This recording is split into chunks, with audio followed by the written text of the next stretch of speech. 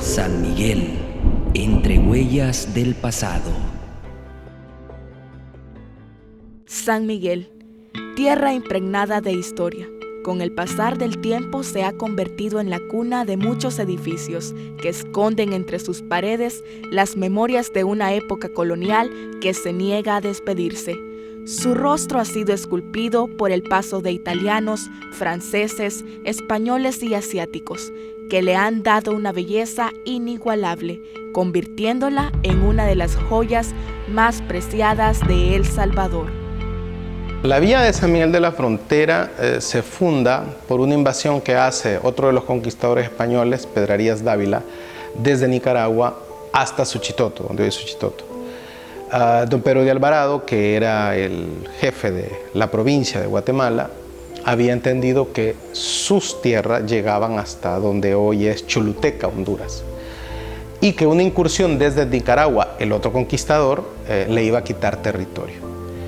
Le ordena a don Luis de Moscoso que se traslade hasta lo que hoy es Santa Elena, Usulután, específicamente en el cantón Las Marías de este municipio de Usulután, y allí fundan la villa de San Miguel de la Frontera con pocos ciudadanos españoles y algunos indígenas mexicanos que los acompañaban. La ciencia cierta no se sabe en qué año se fundó ni en qué fecha, porque no hay registros en ningún archivo, ni en Sevilla ni en Guatemala, sobre el año de fundación de San Miguel. Pero se ha llegado a establecer que pudo haber sido el 8 de mayo y el año de 1530. Los historiadores argumentan que San Miguel fue fundado en esta fecha por su nombre, ya que según el calendario católico santoral, a San Miguel Arcángel se le celebra el 8 de mayo y el 1530 por los archivos encontrados posteriormente. Pero San Miguel de la Frontera no mantuvo su lugar de origen, debido a 2 incendios que destruyeron gran parte de la villa, lo que llevó a que los fundadores creyeran que el lugar estaba maldito, trasladando la villa al actual enclave.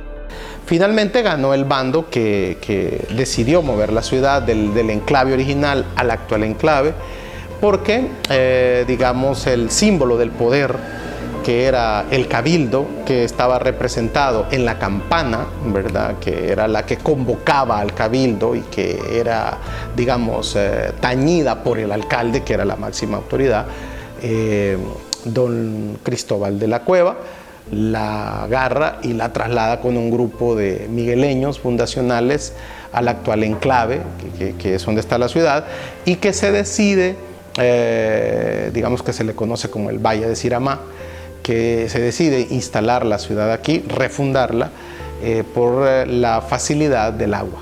El primer casco de San Miguel refundado estuvo compuesto por varios edificios, entre ellos la iglesia San Francisco, el parque Miguel Álvarez Castro, conocido actualmente como la Cancha Álvarez, personaje que fue el primer poeta de El Salvador, considerado así por ser el primer poeta del que se tiene registros. Y es también donde la misma acta de fundación establece que se instala la Vera Cruz, que era una tradición de las ciudades españolas, que quiere decir la cruz verdadera. Cuando la ciudad fue traída del lugar donde estaba, del Cerro de Nanzal, cuando se quemó, se llamaba la Veracruz, porque ahí había una cruz que habían hecho a pura mano.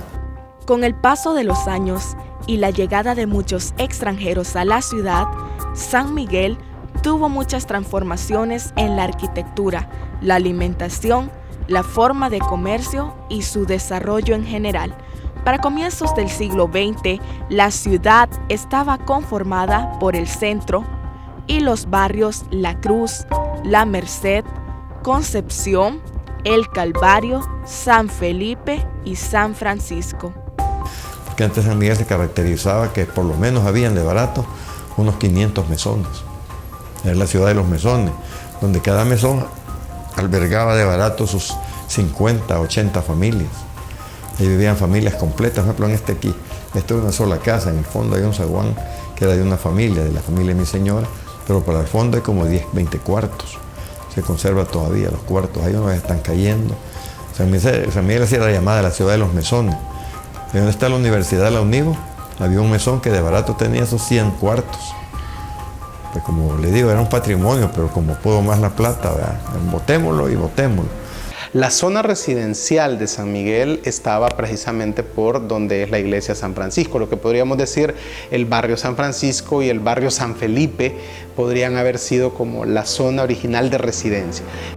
Dar una mirada al pasado de San Miguel nos lleva a apreciar algunos edificios que aún se erigen, como lo es la iglesia San Francisco. Y el edificio más antiguo de la ciudad puede ser de 1700 la iglesia, ¿no? Entonces que entra en el periodo colonial, entonces por lo tanto sería como el edificio más antiguo de la ciudad, la iglesia San Francisco. Otro de los templos religiosos que embellecen la ciudad es la iglesia Santo Domingo, que data de mediados del siglo XIX. Los hermanos Palacios, que eran sacerdotes, fundaron la iglesia El Rosario, o Santo Domingo, como se le conocía.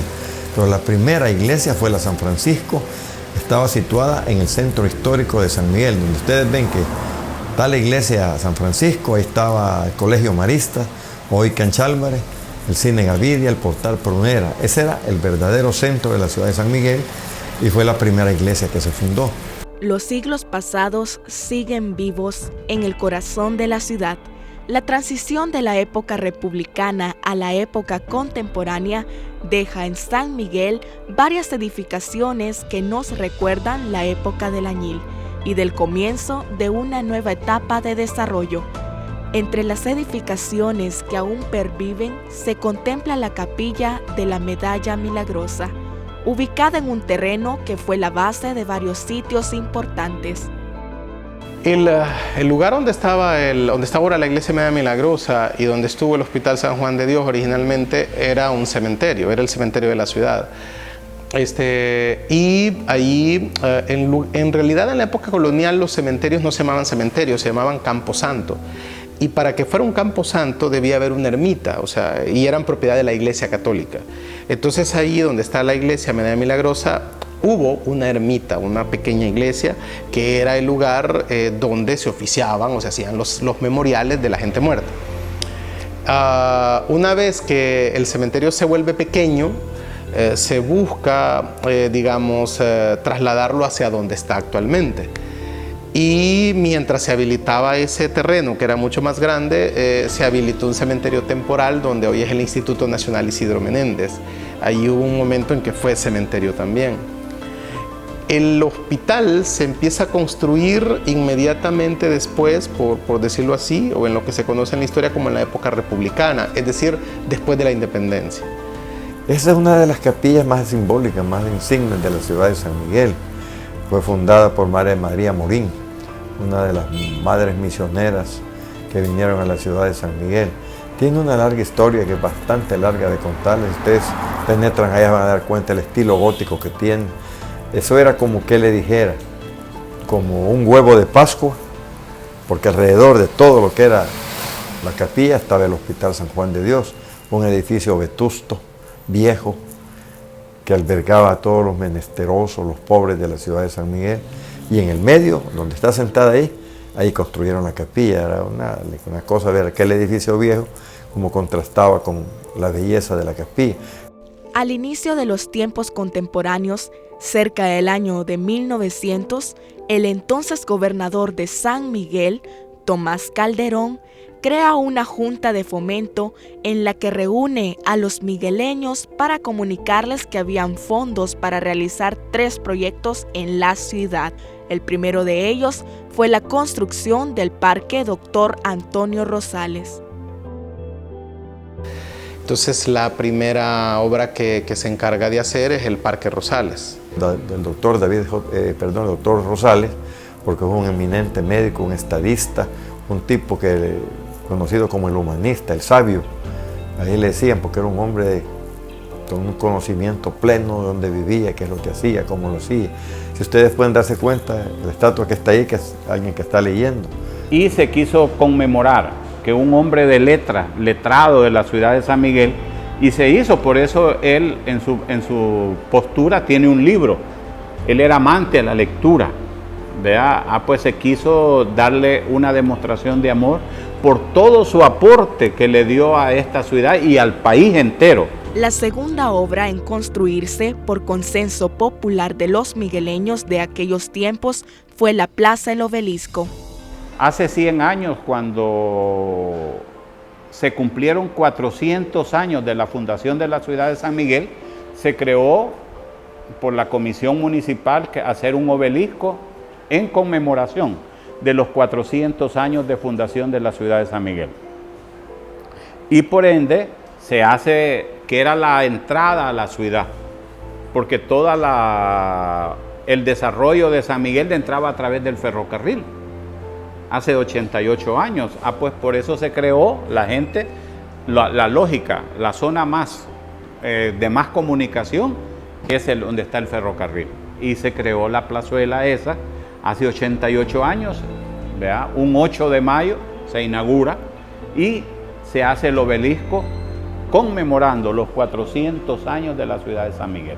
Un suceso de trascendencia para la ciudad fue la llegada del ferrocarril, ya que marcó una nueva era en la vida económica de la ciudad, la cual se encontraba deprimida luego de la caída del añil, que fue el principal producto durante 300 años. El tren a San Miguel tardó aproximadamente 30 años en llegar desde cuando llegó al país. O sea, el primer tren va de Acajutla a Sonsonate y a San Miguel no llegará hasta 30 años después. Porque aquí el ferrocarril era el que transportaba todos los productos de consumo de la ciudad y los carros, los carretones. En ese entonces no habían tantos carros, habían carretones y la gente, la mercadería con carretones se trasladaba y todo aquel flujo de gente. Y por eso esta zona donde se creó el obelisco más el busto del doctor Rosales era porque era un punto de encuentro entre salida y llegada a la ciudad de San Miguel. La tercera y última obra realizada por la Junta de Fomento de Tomás Calderón fue el Teatro Nacional de San Miguel, construido en la primera mitad del siglo XX.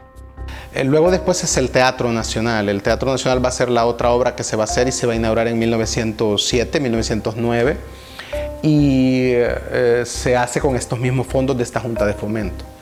Es por ahora el teatro más antiguo de El Salvador y es el más abandonado, ¿verdad? El Teatro de San Miguel es más antiguo que el Teatro de San Salvador y que el Teatro de Santana, que son como los tres teatros que hay.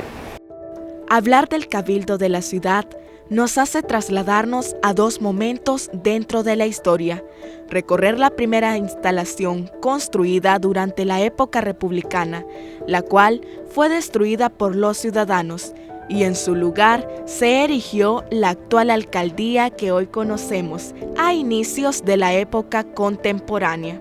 La alcaldía que se conoce de la última etapa colonial es donde está actualmente la alcaldía municipal y era de madera. Era un edificio de madera, siempre de 2 plantas, y que lo incendiaron los migueleños en una revuelta que hubo todavía en época, digamos, colonial, ¿verdad? Hubo una revuelta y la gente entró a la alcaldía y mató al alcalde incluso, lo mataron adentro de la alcaldía en una revuelta popular que eran como muy comunes en la época colonial. E incendiaron la ciudad, incendiaron el edificio municipal. Los corredores amplios y los detalles de madera nos expresan la belleza de la arquitectura de la ciudad. Muestra de ello son los portales Prunera y Curi, en el centro de San Miguel. Se construye ese portal porque allá albergaba algunas oficinas gubernamentales de aquel tiempo, ¿verdad? Lo de Prunera viene por la familia. Ahí vivía ahí el doctor Prunera y toda su familia, y había una farmacia luego que habían pasado tantos sucesos.